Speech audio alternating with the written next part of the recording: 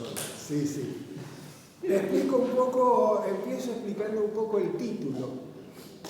Sí. ¿Por qué lo llamo el movimiento de Jesús y nosotros con una X para no poner nosotros sí, todos los demás?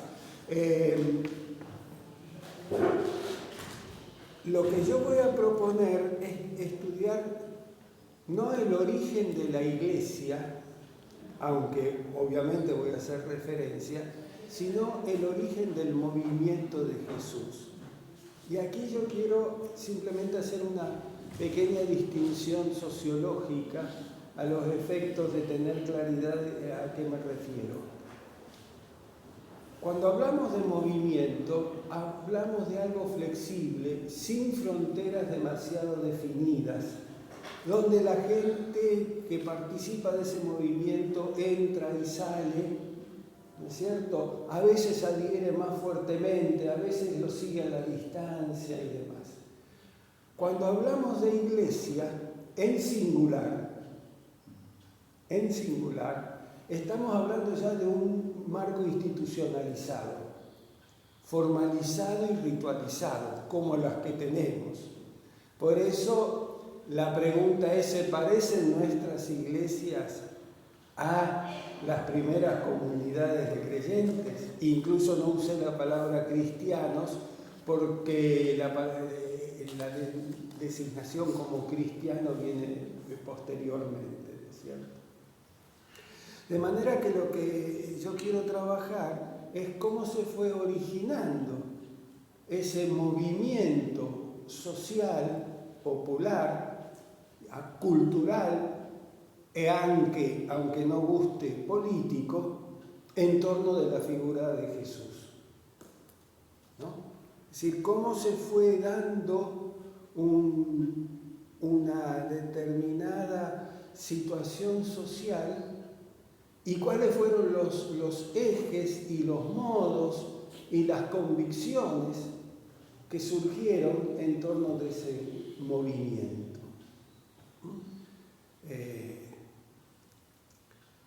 Por supuesto, hay dos autores que han trabajado esto en oposición. Uno es Tyson, que se llama, el libro se llama en castellano Sociología del Movimiento de Jesús, y el otro es Horsley, un alemán y un americano. Y Horsley, el libro que no está en castellano que yo sepa, creo que está en portugués, se llama El movimiento de Jesús y la sociología. La diferencia tiene que ver con que Tyson tiene una visión de una sociología funcionalista, donde termina por descubrir que el movimiento de Jesús fue funcional a la dinámica del imperio en su tiempo, mientras que Horsley, con el cual tengo un diálogo bastante fluido, tengo libros dedicados por él y él tiene libros míos. Él fue el que promovió la traducción de mi tesis al inglés. Tiene una visión de una sociología crítica, donde plantea justamente que el movimiento de Jesús es cuestionador del imperio y por eso dice que también tiene una dimensión política, ¿no? Yo estoy mucho más cercano a Horsley, pero la experiencia latinoamericana, a diferencia de lo que ocurre en Estados Unidos o en Alemania, te muestra otro tipo de dinámicas en los movimientos populares.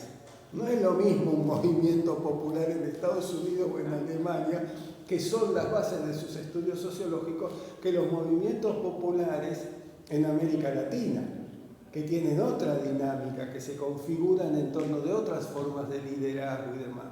Y yo entiendo, por eso puse "y nosotros", yo entiendo que el movimiento de Jesús, por las condiciones culturales, sociales, políticas de aquel tiempo, son mucho más analizables a partir de los parámetros y paradigmas de los movimientos populares en América Latina, en África o en el tercer mundo que lo que analiza la sociología del primer mundo, sea funcionalista o sea crítica. ¿No? Esto para darles el marco de las categorías con las cuales voy a trabajar. Y entender entonces por qué hablo del movimiento de Jesús y las primeras comunidades. Incluso una diferencia, antes de entrar ya en el tema mismo, incluso una diferencia entre las iglesias en plural y la iglesia en singular. ¿Por qué? Porque en los primeros años, esto lo vamos a ver más en detalle en el último encuentro, cuando hablemos de Pablo y de qué pasa en la gentilidad, las iglesias no se entendían necesariamente como vinculadas unas a otras y menos vinculadas unas a otras en términos estructurales. Se entendían simplemente como comunidades de fe en ese lugar. Entonces la carta está dirigida a la iglesia de Corinto, a la iglesia en Tesalónica, no es a las iglesias. Es esa comunidad la que decide su fe, su forma de hacer y demás. ¿Dónde empieza a modificarse? Esto empieza a modificarse hacia fines del siglo I. El elemento más significativo, que por eso lo vamos a dejar fuera de nuestro análisis, porque yo me voy a referir al movimiento de Jesús, el elemento más significativo es la carta de Clemente Romano a los Corintios, donde Clemente Romano, como obispo de Roma, instruye a la iglesia de Corinto. Y ahí uno puede ver casi el primer documento, ¿no? Obviamente los católicos no dirán que Clemente fue el primer papa, porque el primer papa es Pedro para ellos, ¿no es cierto? Pero Clemente vendría a ser el tercero, pero aquel que realmente empieza a ejercer la idea de que el obispo de Roma de alguna manera es el principal y la referencia necesaria. No quiere decir que los otros lo aceptaran, pero sí es el que intenta volcarlos. Por eso ahí empezamos a hablar de la iglesia católica, una iglesia para todos, una iglesia de la totalidad, que obviamente no lo fue, porque siempre esa totalidad dejó afuera a algunos. Y empieza entonces a establecerse qué es la ortodoxia y qué es la herejía, para decir quiénes son los todos y quiénes son los nadie. Porque el que no es parte de todos, ¿qué es? Nadie. ¿Y será porque era la capital del imperio? Sí, ciertamente tiene que ver con el proceso de imperialización del cristianismo. Se imperializó la iglesia. Se imperializó la iglesia. Efectivamente. Hay un imperio católos y hay una iglesia católos, ¿no? Un imperio para todos que es el imperio sobre el mundo, el que ejerce el imperativo, ¿no? La capacidad de ordenar. Eso de yo vengo a ordenar me suena, pero lo voy a dejar de lado.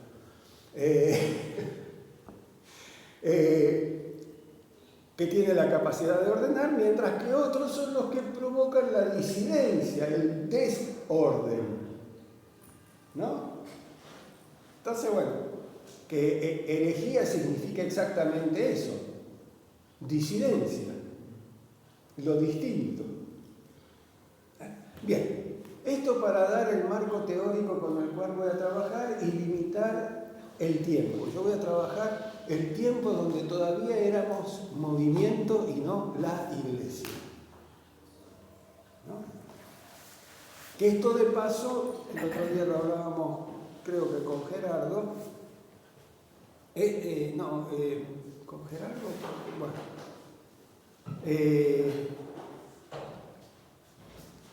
no, justamente hablo de movimiento porque no nació una iglesia, la iglesia no nace una, la iglesia nace plural, son varias iglesias, no es la palmera que crece una y después las hojas o el árbol que después tiene diferentes troncos, como vemos muchas veces en la representación. Yo digo, la iglesia creció mucho más como rizoma, creció a nivel del piso y de ahí fueron surgiendo las distintas emergencias de esa raíz. ¿En dónde está la raíz? Esa raíz que se expande por el piso antes de emerger en el movimiento. La raíz es el movimiento, las iglesias en plural son las emergencias de ese movimiento. Emergencias en el sentido de lo que emerge, no de lo que brota. En algunos casos las iglesias son también una emergencia, o están en emergencia, pero eso dejémoslo para otro momento. Bien, entonces, voy ya a ubicarnos en tiempo y espacio para el tema del movimiento. Por favor, como siempre, me interrumpen, preguntan, hacen los comentarios que quieran, eviten insultarme, es lo único que pido. Voy a empezar por, como siempre, diciendo esto está mal. Lo primero que está mal es Palestina. La primera palabra ya. ¿Por qué? Porque en el tiempo de Jesús no existía Palestina. El nombre Palestina le fue dado por los romanos después del 70, en función de haber derrotado la sublevación judía. Entonces no quisieron, para mostrar que ellos eran los que ordenaban, no quisieron darle el nombre, le cambiaron el nombre a la región, ya no lo llamaron ni Israel ni Judea, lo llamaron con el nombre de los enemigos históricos de Israel, que eran quienes, los filisteos, Filistín, nada más que lo latinizaron y de Filistín quedó Palestina. Entonces, Palestina es el nombre que le dieron a la región para mostrar que por haberse sublevado al imperio no existían más. ¿No es cierto? Entonces, en épocas de Jesús no existía Palestina.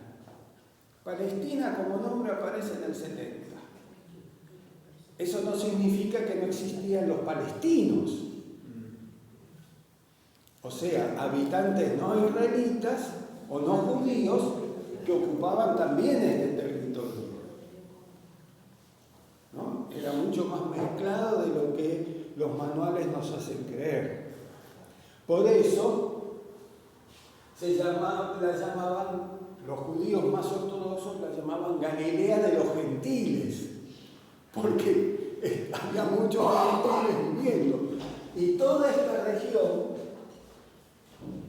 región que se llama Decápolis, que en el tiempo de Jesús se llamaba Decápolis, aquí sí está correcto el nombre, que significa 10 ciudades, Decápolis, ¿no es cierto? Era porque estaban establecidas 10 ciudades gentiles. Y en esta zona, acá dice Tiberíades. ¿Qué significa Tiberíades? La ciudad de Tiberio, obviamente una ciudad gentil. Y Séforis, que estaba por acá, había sido arrasada en el 4 después de Cristo por una sublevación y era una ciudad nuevamente gentil. que justamente a pesar de ser la ciudad más cercana de Nazaret, nunca es mencionada en el Evangelio, en los Evangelios, ¿no? El que sí la menciona, por si alguien tiene curiosidad, es Samanago en su libro El Evangelio según Jesucristo, que hace, es novelado por supuesto, no hay ninguna base histórica, que hace morir al padre de Jesús, a José, durante la sublevación en Séforis. ¿No? Pero bueno, son detalles. Es que yo extraño, yo digo un curso sobre las novelas acerca de Jesús en una época, entonces leí todas las novelas acerca de Jesús, antes de escribir la mía propia, ¿no? Claro, el Jesús del pueblo es en el fondo una novela acerca de Jesús. Bien, ¿qué teníamos en esta época? Galilea, Samaria y Judea. Estos eran los tres territorios, y Decápolis, y Traconite. En estos territorios es donde actúa Jesús. Ahora, en Judea, Jericó y Jerusalén, solo en la última semana de su ministerio, según los evangelios sinópticos.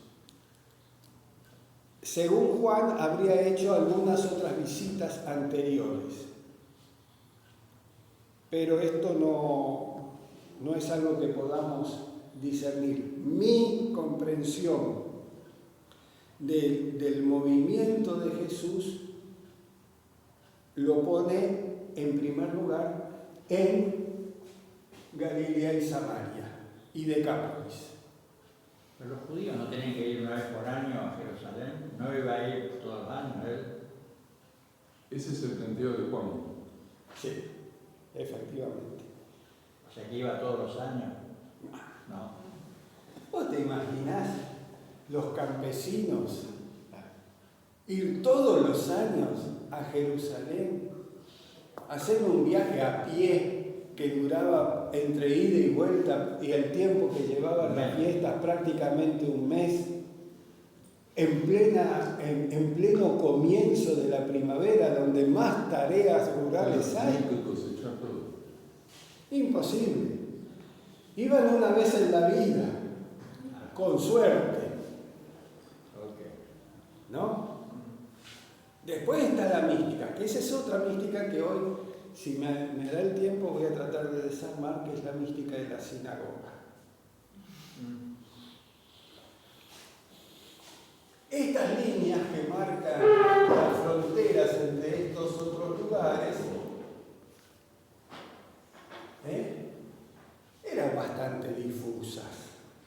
No había alambrado y guardias de seguridad en las fronteras. La gente vivía en esta zona y cada uno se movía como podía. Como dije, estaban mucho más mezclados de lo que se supone. Recuerden un episodio, simplemente para ilustrarlo, el de los 10 leprosos, que Jesús cura y se vuelven canallas, dejan de ser leprosos. Estaban mezclados. Había 9 judíos y un samaritano. ¿Qué quiere decir? Que esa división tan estricta que suponemos entre judíos y samaritanos no lo era, digamos, de alguna manera ideológicamente, pero no en la práctica cotidiana. Bien, entonces, este espacio, Galilea y Samaria, y algunas zonas de la Decápolis más cercanas al río Jordán, no sobre el este de la Decápolis, sino sobre el oeste, en la zona cercana al lago y al río Jordán, es donde se mueve Jesús. El centro de operaciones es Cafarnaúm. ¿Por qué? ¿Y por qué era la localidad más grande? Se calcula que Cafarnaúm en la época de Jesús tendría entre 8 y 12.000 habitantes. Los más optimistas dicen 15.000. No hay base arqueológica para suponer que fuera así de extensa. Cuando mucho 12.000. ¿Y por qué? Y porque era el lugar del lago donde se comercializaba el pescado, donde había mayor actividad, y lejos de Tiberíades, que era la capital del control romano. Con todo, había un castrum romano cerca de Cafarnaum. Esto se ha descubierto ahora unos 15 años atrás, los restos, que se calcula tendría 1 o 2 centurias para hacer poder de policía y acompañar a los recaudadores de impuestos. Digo, para que ubiquemos el espacio social, político y demás. Todos los demás aldeas estribaban entre 500 y 1.500 habitantes. Pequeñas aldeas rurales donde vivía un núcleo que era el que podía trabajar y sobrevivir del cultivo o pastoreo en los alrededores. Recordemos que, esto lo digo nuevamente, algunos ya me habrán escuchado, que el campo laboral en torno de una aldea podría tener un diámetro de unas 3 leguas, o sea, unos 18 kilómetros. ¿Por qué? Porque si yo vivo acá y tengo que ir a trabajar mi campo todos los días y tengo que caminar 3 horas de ida y 3 horas de vuelta, no me sirve. No le queda tiempo para trabajar. Claro, es decir, si se calcula que 1 legua es lo que uno camina en 1 hora, entonces sí tiene sentido. Me levanto temprano, camino a esa hora, trabajo y vuelvo y tengo prácticamente todas las horas de sol para trabajar. Pero si tengo que caminar 3 horas de ida y 3 horas de vuelta, no. Entonces, por una simple cuestión práctica, el campo que podía trabajar era el campo de un radio de 1 hora de camino, 1 hora y media de camino a lo sumo. Entonces, ese espacio rural, cosechado con las formas más primitivas o con manadas, no alcanzaba para sostener más de unas 50 familias. Entonces, por eso, además, los cementerios han mostrado que eran muy reducidos los cementerios, porque hay una cosa donde se hace estadística demográfica en arqueología es en los cementerios, porque ahí podés saber cuántos vivos había en función de cuántos muertos hay. ¿No es cierto? Además, como los cementerios normalmente son estratificados, vos podés ir en esta época hubo tantos, en esta época hubo tantos otros. Por eso corría tan fácil la fama de Jesús, porque eran dos grupos. Efectivamente. No sería como ahora. Ahora vamos a ver a eso justamente. Que esto era Nazaret y que aquí estaba Canaán. No había estación de tren con el cartel Nazaret. Suponemos que por las características aquí estaban, porque Nazaret desapareció. Nazaret no es mencionada fuera de los evangelios en ningún documento antiguo hasta el siglo IV. No existía. Era una aldeíta de Morondanga. Y el carpintero de esa aldeíta obviamente no tenía trabajo. Entonces, ¿qué tenía que hacer? Un atadito con sus herramientas y ir a una aldea, se levantaba tempranito, caminaba hasta la siguiente aldea, decía, llegó el carpintero, aquí está, hay trabajo, yo tengo una pala que se me rompió el cabo, ¿me la podés arreglar? Sí, venga, una canasta de trigo te cuesta. Porque dinero no circulaba. En toda esa zona prácticamente no se encontraron monedas. Por eso la parábola de la mujer que encuentra la moneda que se le había perdido era tan valiosa. Tanto que gasta más en la celebración que lo que valía la moneda. ¿No es cierto? Entonces, en ese ambiente, ¿qué es lo que empieza? Empieza a salir Jesús, que había probablemente recorrido muchas de esas aldeas como carpintero, y mientras trabajaba empezaba a decir, porque hay una forma distinta de vivir la fe. Hay un lugar y un modo distinto que yo llamo reino de Dios o reino de los cielos. Porque ¿qué dice el Evangelio de Marcos? ¿Cómo empieza la predicación de Jesús? Marcos 1:14 creo que es. De ahí están las Biblias para... El reino de Dios se acercaba. ¿Eh? El reino de Dios se acercaba. Cambien su mente porque el reino de Dios se acercó.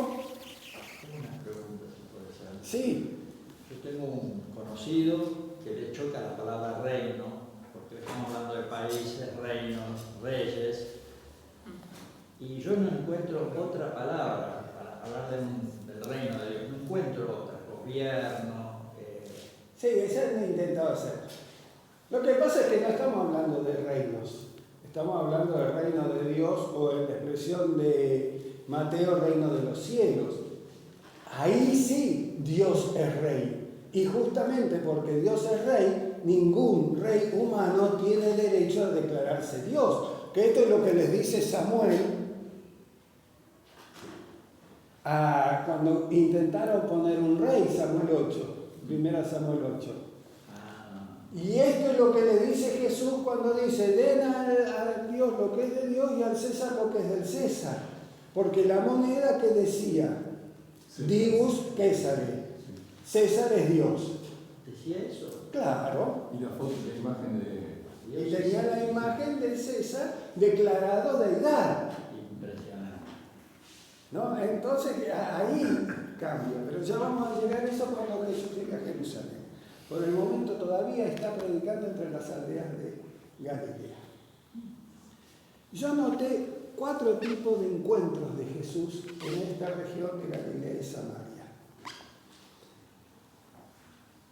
Los encuentros personales que desembocan en el núcleo más cerrado de los discípulos.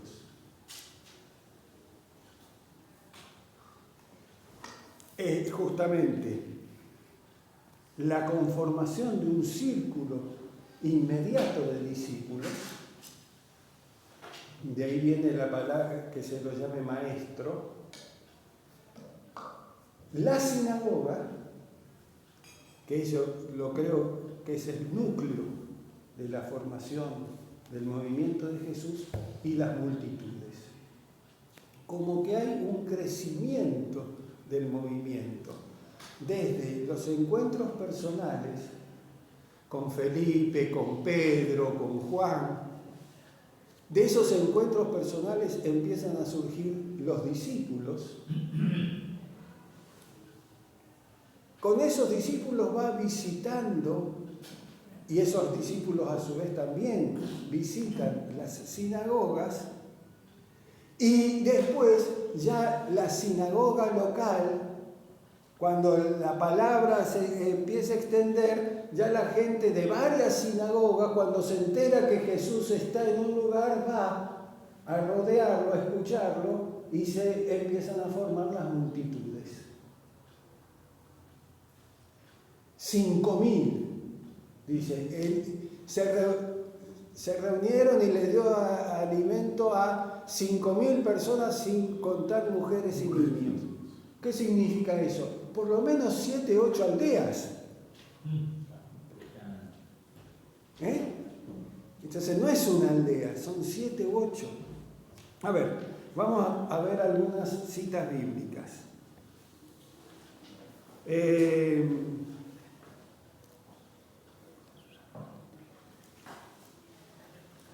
Juan 1:38.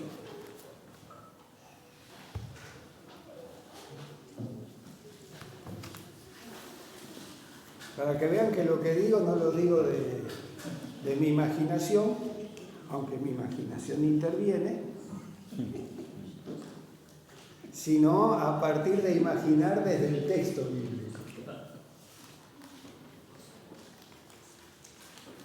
Si otro quiere ir buscando mientras tanto Lucas 7:40 o Lucas 5:5. 1:38. Sí. Y volviéndose Jesús y viendo que le seguían, les dijo: ¿qué buscáis? Ellos le dijeron: Rabí, que traducido es maestro, ¿dónde moras? Bien, sí, ¿por qué traigo esto?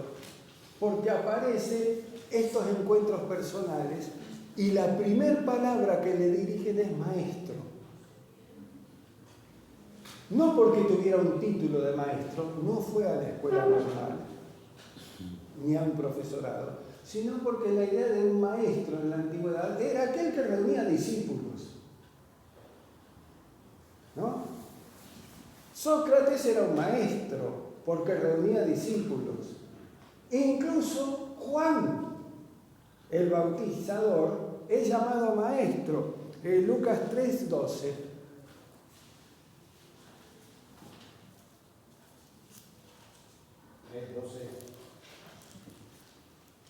Vinieron también unos publicanos para ser bautizados y le dijeron: Maestro, ¿qué haremos?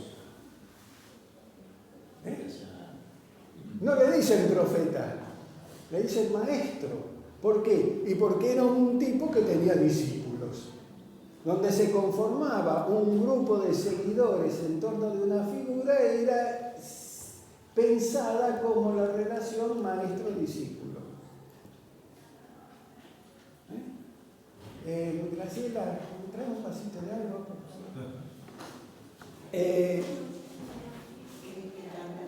Entonces ahí es donde empieza a conformarse el movimiento. Gente que lo ha escuchado a Jesús, ¿no? Para no abundar. ¿De dónde salió este y de dónde sacó esta sabiduría? Se pregunta la gente de su propio pueblo. ¿Por qué? ¿Cómo se ha transformado en maestro si era un cualquiera? Si era un carpintero de pueblo. Un carpintero ambulante. Entonces, en la medida en que se va formando ese grupo de discípulos, empieza a configurarse el movimiento. ¿Y qué es un movimiento? De un maestro con sus discípulos, de una figura que empieza a tener un perfil carismático, ¿no es cierto? Un mensaje atractivo, una forma distinta de plantearse las cuestiones, que implica un cambio de mentalidad. Por eso dice la palabra que nuestras Biblias traducen conviértanse, significa en realidad cambien la croqueta, cambien de canal. Algunos siguen haciendo zapping hasta el día de hoy, pero bueno, eso es otra cosa.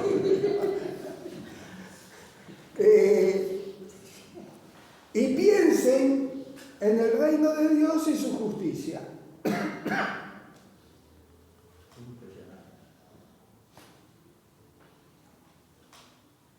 Algunos dicen: epa, esto sí me interesa, voy a escuchar un poco más. Y empiezan a seguirlo. Así es como empieza a formarse el movimiento de Jesús. Los encuentros personales, los discípulos, y un lugar fundamental es la sinagoga. Marcos 1, 21 a 29.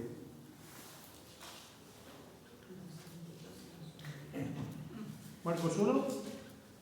21 a 29. Fíjense que sí, pero fíjense que todas las citas son de los comienzos de los evangelios. Sí. Justamente porque estoy marcando el comienzo del movimiento de Jesús. Sí. Y entraron en Capernaum y los días de reposo. Entrando en la sinagoga, enseñaba, y se admiraban de su doctrina, porque les enseñaba como quien tiene autoridad y no como los escribas. Pero había en la sinagoga de ellos un hombre con espíritu inmundo, que dio voces, diciendo: «Ah, ¿qué tienes con nosotros, Jesús Nazareno? Has venido para destruirnos. Sé quién eres, el Santo de Dios». Pero Jesús le reprendió diciendo: «Cállate y sal de él». Y el espíritu inmundo, sacudiéndole con violencia y clamando a gran voz, salió de él. Y todos se asombraron, de tal manera que discutían entre sí, diciendo: «¿Qué es esto? ¿Qué nueva doctrina es esta? Que con autoridad manda aún a los espíritus inmundos y le obedecen». Y muy pronto se difundió su fama por toda la provincia alrededor de Galilea. Al salir de la sinagoga, vinieron a casa de Simón y Andrés con Jacobo y Juan. Hasta ahí la palabra. ¿Quieren algo más explícito para fundamentar mi imaginación de lo que estoy diciendo? Aquí está descrito exactamente. Entraba a la sinagoga, enseñaba como quien tiene autoridad, la gente se asombraba de su doctrina, demuestra una capacidad sanadora, ¿no es cierto? Y el círculo cercano lo sigue acompañando. Sí. Una pregunta, porque siempre pensé, ¿le daban el lugar para hablar? No, Era como hoy, ahí ¿cómo voy. enseñaba? Ahí voy. Lo que pasa es que nosotros pensamos la sinagoga como hoy. ¿Qué era la sinagoga? No había edificio de sinagoga. En primer lugar, eliminemos la idea de sinagoga como lugar físico. Como las de hoy. Sí. Quiero hacer una preguntita. Sí. Eliminemos la idea de sinagoga como lugar físico. ¿Qué significa sinagoga? Reunión. Y el verbo sinagogein significa reunir. Era la reunión. Los días de reposo, los sábados, la gente en lugar de ir a trabajar se reunía para resolver las cuestiones normales del pueblo. Y había un presidente de la sinagoga, que no era un levita, que no era un sacerdote, era simplemente el presidente de la sociedad de fomento. Porque así funcionaba. Entonces cualquiera que estaba tomaba la palabra y decía: a mí me parece tal cosa. Ahora entiendo. Y estaba el enfermo que venía a manguear a la sinagoga porque sabía que ahí los iba a encontrar a todos, ¿no es cierto? Y él te lo sanaba. ¿Y qué temas trataba la sinagoga? No tenemos registros, pero algunos indicios que aparecen en la documentación. El campo de fulano hay una plaga de langostas. ¿Qué hacemos? Y hay que ir a quemarla antes que las langostas se multipliquen. Y sí, ¿el fulano de qué va a vivir?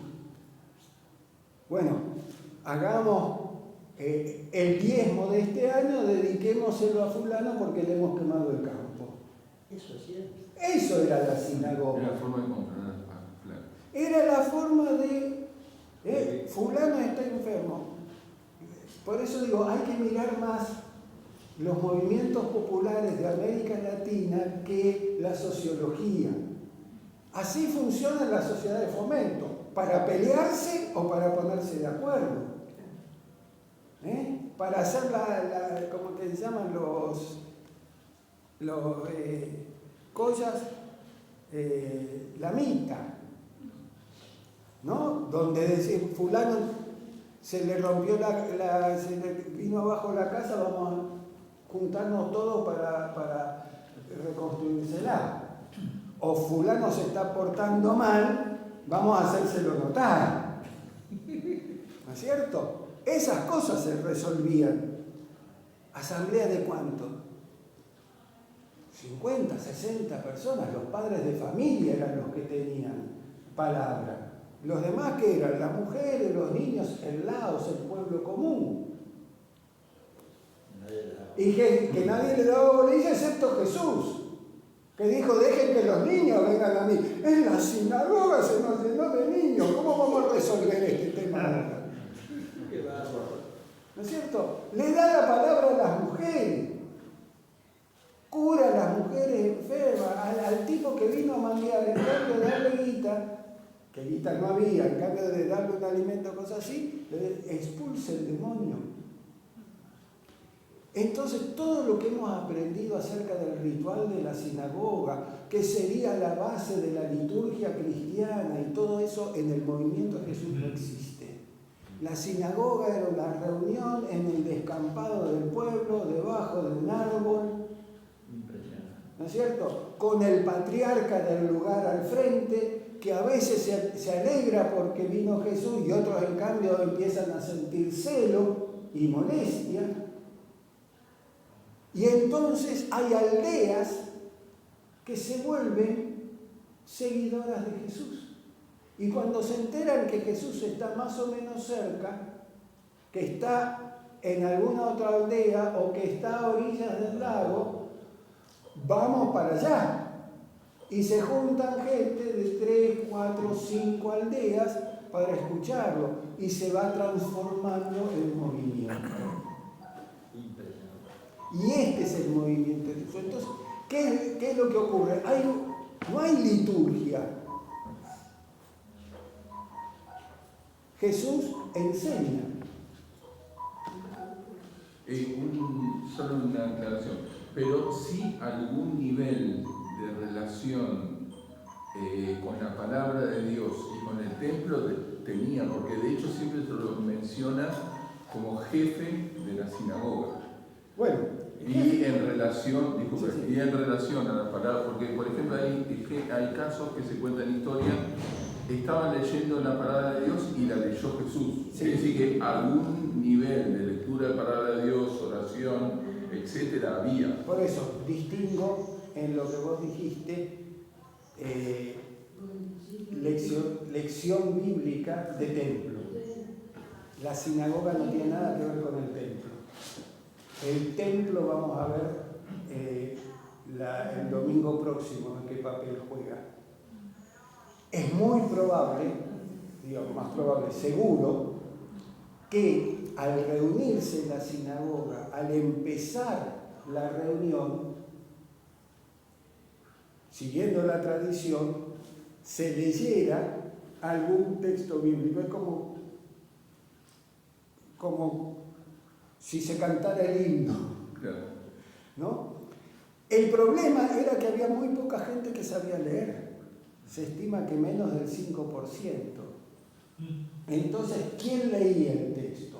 Y algunos de los pocos que sabían leer. O se lo sabía de memoria. O se lo recitaba de memoria en muchos casos. ¿Qué es lo que hemos encontrado? Leccionarios.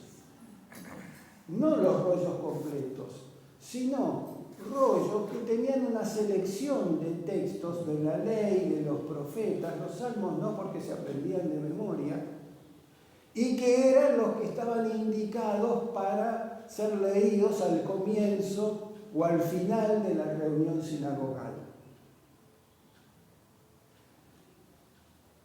¿Qué es lo que, ya me extiendo un poco más? ¿Cómo es que algunos sabían leer? Probablemente los levitas que tenían 3 meses de servicio en el templo. ¿Y qué hacían los 9 meses restantes? Recorrían las aldeas y elegían 1 o 2 pibes más avivados, más despiertos, para enseñarles los textos y eventualmente enseñarles a leer. De manera de asegurarse que en cada aldea hubiera algunos lectores.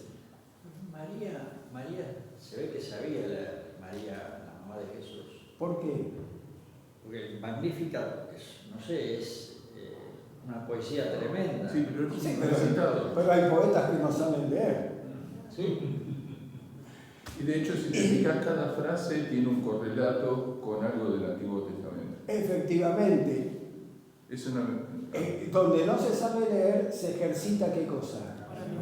La La memoria. Entonces se sabían salmos enteros de memoria para poder Los juglares. recitar. ¿Eh? Los juglares. Los juglares. O se provocaban. A mí me tocó, ¿te acordás, Graciela Carreras, ahí en el sur de Santa Fe? Había 2 personas que sabían leer en toda la congregación. Y había que, bueno, la lectura la hacía una de esas 2 personas o yo. Y los cantos, y yo con mi guitarrita hacía lo que hacen los cantares populares. Decía la frase al final para que nosotros la cantaran después. Esos cantos repetidos 50 veces a lo largo de un año, toda la semana, obviamente se aprendían de memoria.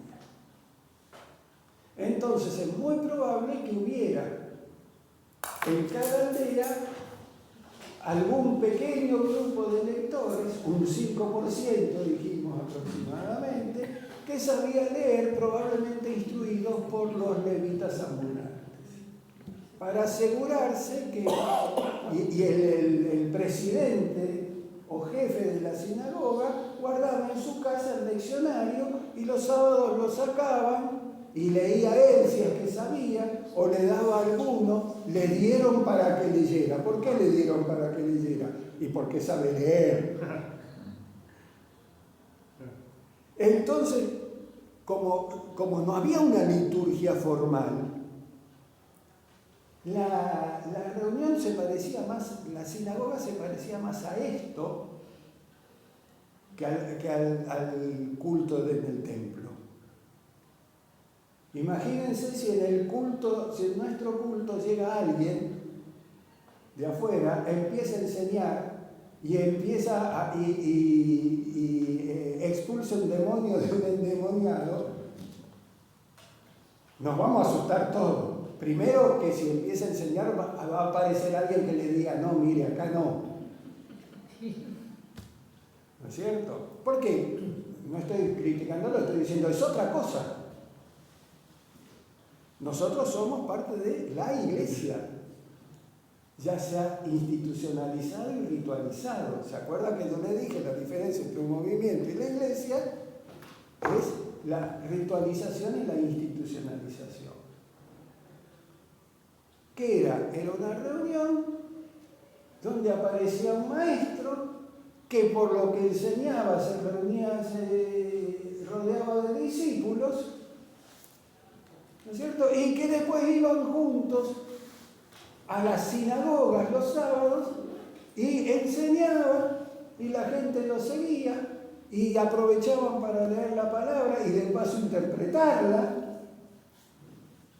en función de su nueva teología de cambiar la croqueta, de poner en el centro lo que Jesús llamaba el reino de Dios.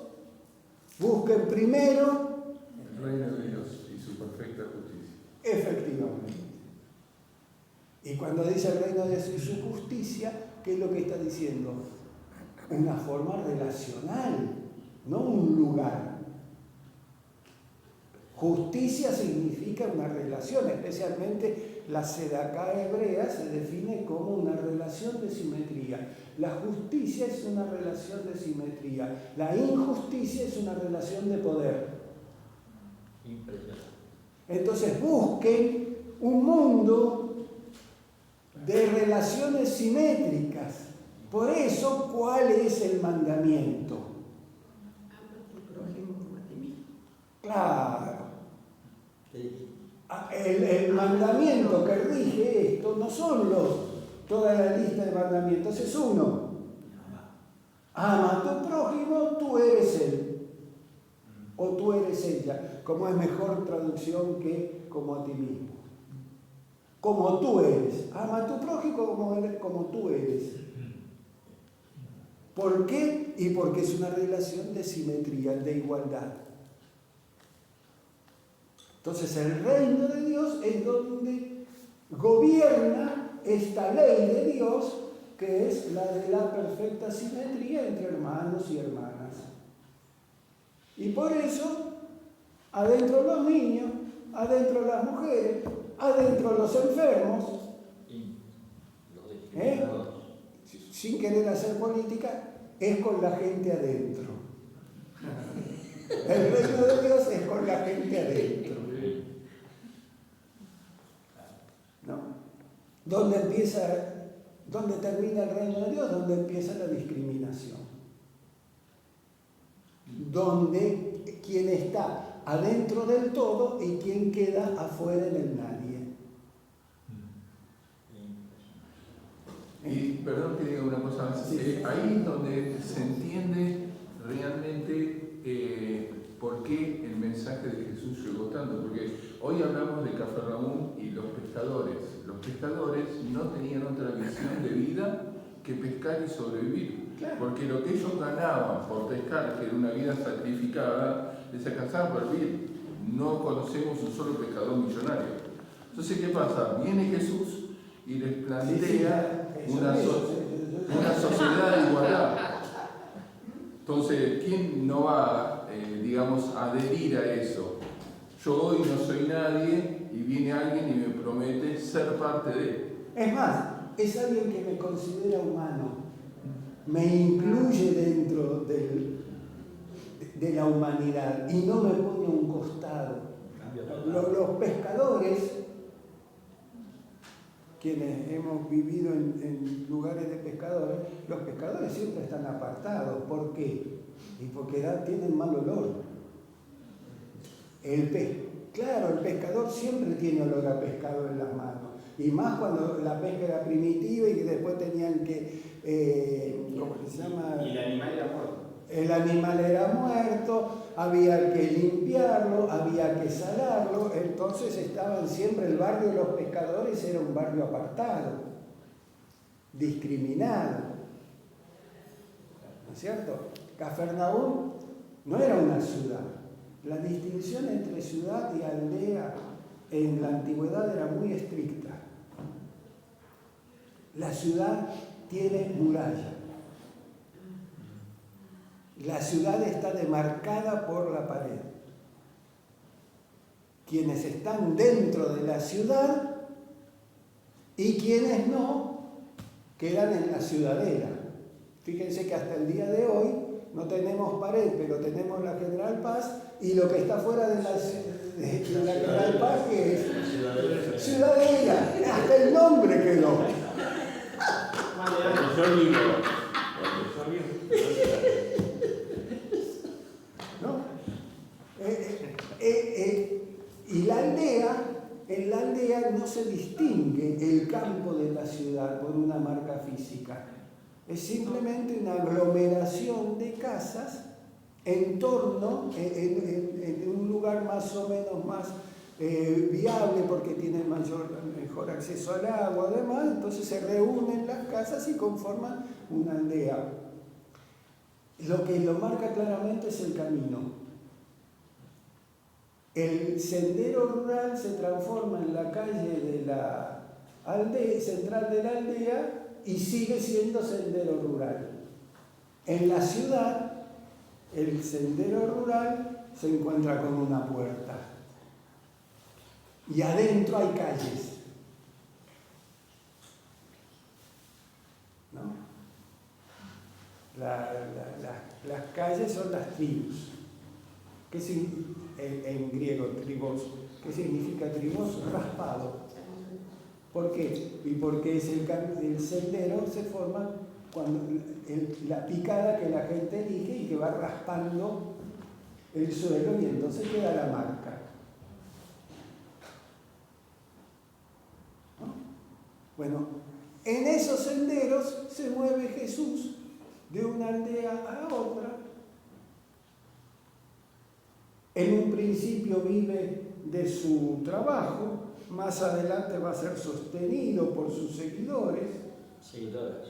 y seguidoras, para que se pueda... Hay uno que administra la bolsa, un tal Judas, ¿no es cierto?, que recibe lo que le dan para sus seguidores para que ya no tenga que vivir de la carpintería, sino que pueda dedicarse a enseñar, a recorrer, a curar, a alimentar. Y en torno de eso se va formando un movimiento. Jerusalén, el templo, quedó fuera. Antes de ir allá, incluso empieza a recorrer llega a Fenicia, donde se encuentra con la mujer sirofenicia, llega a las cercanías de Cesarea de Filipo. Es decir, antes de ir a Jerusalén, antes de ir a Judea, ya empieza a abarcar, a ampliarse su movimiento, no ya en Cafarnaúm y las aldeas siguientes, sino que se extiende un poco más a la Decápolis, Samaria, entra en Samaria, tiene seguidores en Samaria, como lo marca Juan 4, ¿no? Una aldea de Samaria que se convierte y lo reconoce Mesías. Entonces ese movimiento se conforma como un movimiento popular de la zona de Galilea. Todas las aldeas que visitó Jesús lo siguen. No. Ay de ti, Corazín, ay de ti, Betsaida, porque en ti se hicieron los milagros, se predicó la palabra y en cambio de seguir a Jesús empezaste a seguir a otros. Y cuando vino la represión romana, en cambio de decir, no, Jerusalén no es importante, porque allí no ocurre la palabra de Dios, la palabra de Dios ocurre en nuestras aldeas, se fueron a defender Jerusalén, quedaron vacías y el romano las arrasó.